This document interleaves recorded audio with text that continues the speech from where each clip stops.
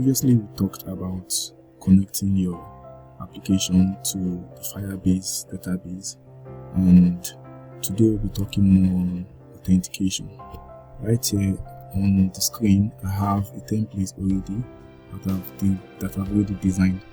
Here we have the sign up page, and also have the sign in or login page.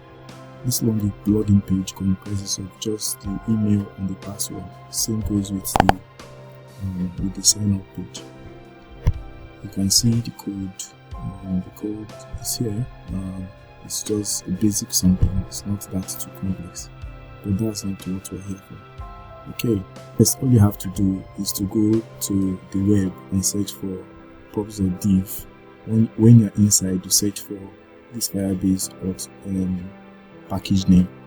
This is what we need for authentication. So when you copy it, just paste it inside your project file, which is this prospect.yaml. Once you're inside, just paste it beneath the Cupertino icon.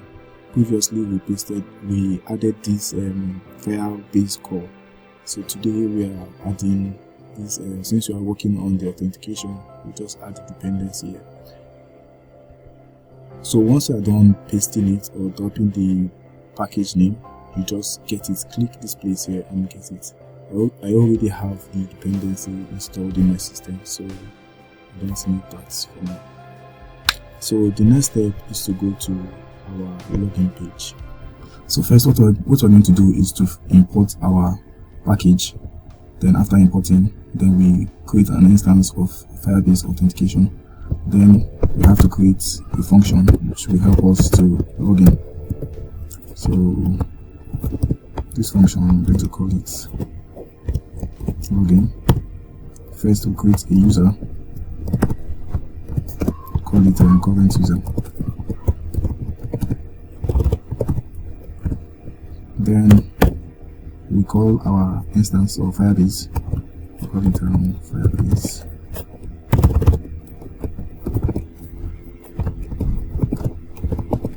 Firebase hotspot. Sign in user. Sign in with email and password. So here we have our email and password. So what we will do is to get the input from the user. So this function requires the email and password, but we have our email and password controller here. This email and password controller is gotten from these two text fields in the template, from the templates here. So what we have to do is to pass in those controllers here. So we have the email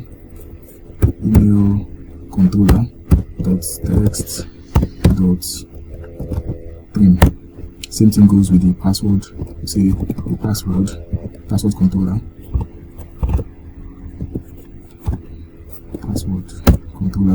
dot text dot string. So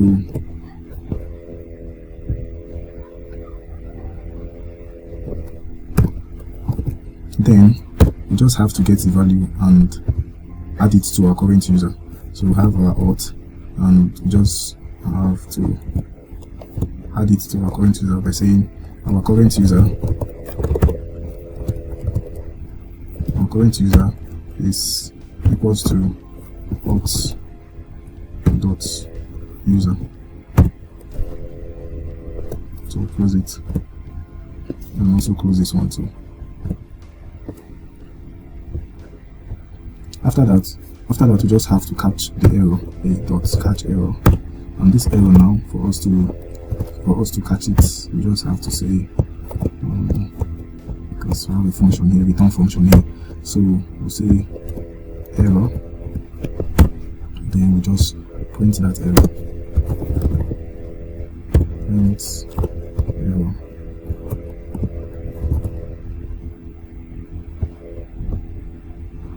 I think I'm using just crazy. So we print the error to our console. Okay, so after printing the error, so we have to check if the user is not null. So say if the current user is not equals to null, then we to move to the next page. So we'll say navigator dot push. We'll use material route here.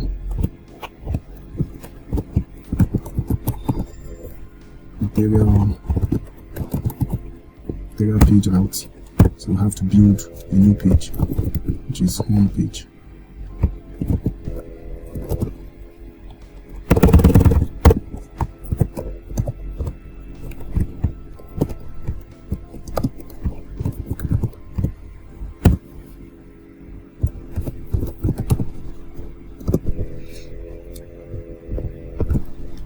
So it's as easy as this. So for us to run this code here, we just have to go down to this button here where it says access. Then we'll add the function we just created above. So beneath this place where we have the elevated button here, we just add our function here. So we'll call it loading. So because our Firebase is, this function here is asynchronous, that means we have to put our wait here. Then we'll convert this function to an async function. So because we are actually tapping from a string, so it's a future function. So now the next part is to do same thing for the register part of it. So we'll go to our registering page or file. We'll do the same thing. So first of all, we're going to import the Firebase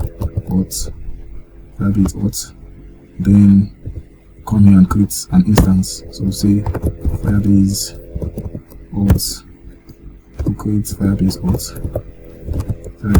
equals to Firebase auth.instance. So beneath here we'll just say sign up.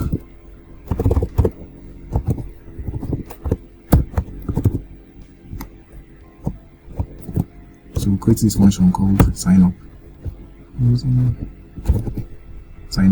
So first of all, we'll convert this to an async function because we'll be using await. Then we'll just say await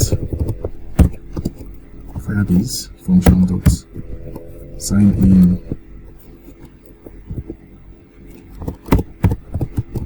create user using email and password. You see, it's using actually the same thing. The only difference is you are creating, not signing in. So we pass the same controller we have from our template. So we just say email controller dot text dot plain. Same thing goes for the password. We say password controller dot text dot plain. So we'll close it. Then we say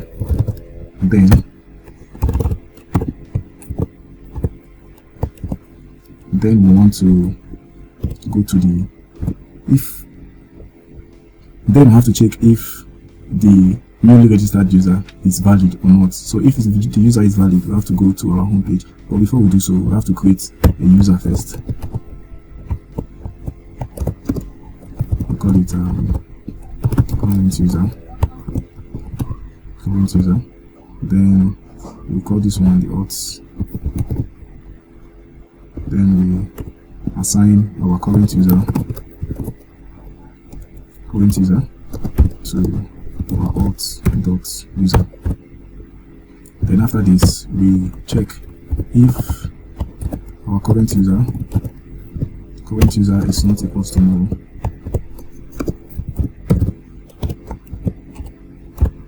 If it's not null,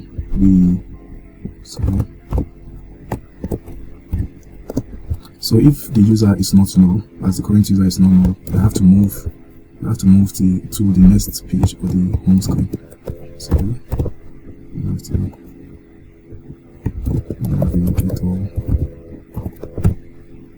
push context. Okay, I have to use material page out.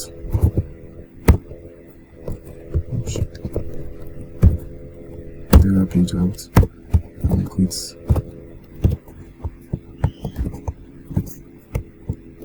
constant page. So this way we'll move to the next screen. So also we have to catch the error too that is coming from this. So we'll just say dot catch error. So this error will catch it. Okay, we'll call error, then we just print the error.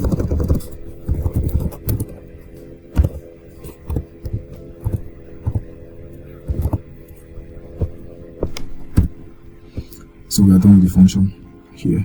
So the next thing is to go to our the tablet, or I said the button where we can click it for it to work well.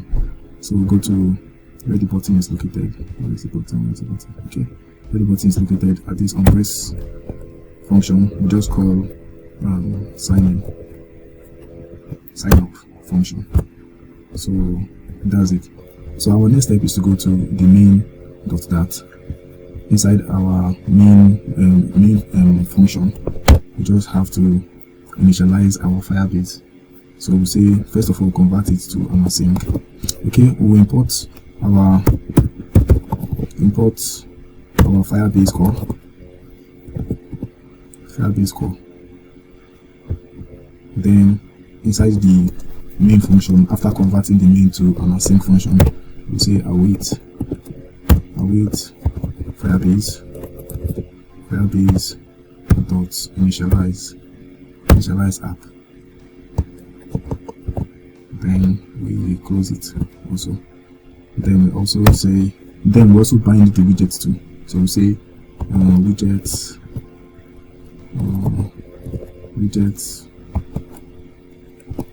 Flutter binding dot initialized. So when we run our app, let's just save it. And again, for it to work, we have to go back to our Firebase console, and inside the build, you can select authentication. Then we'll choose get started. Then they have different options you can use there. But right now I'm going to use email and password. Just activate or enable it, then save it. Since it's saved, we can just go back to our project and run it. So once you run the app, you're going to see that everything is working fine here, and there's no error at all. So to further prove that the app is working, I'll go to I'll come here. I have to register, sign up. Click on my sign up page. Then I'll type in an email at gmail.com.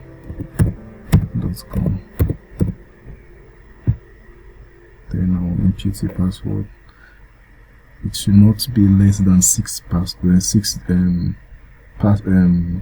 letters or words or any symbols you want to put. You should 1, 2, 3, 4, 5, 6. Then I'll proceed. Once I click on access, it's going to take me to the home. So it shows that the application is working fine and the authentication is working fine. To further prove this, if I go back to my Firebase console and go back to the authentication, you'll see that the John account has been created.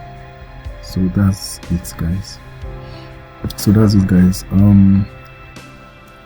I hope you understand and follow each and every step we made here, and see you guys in the next lesson. Just subscribe and like the video. Thank you.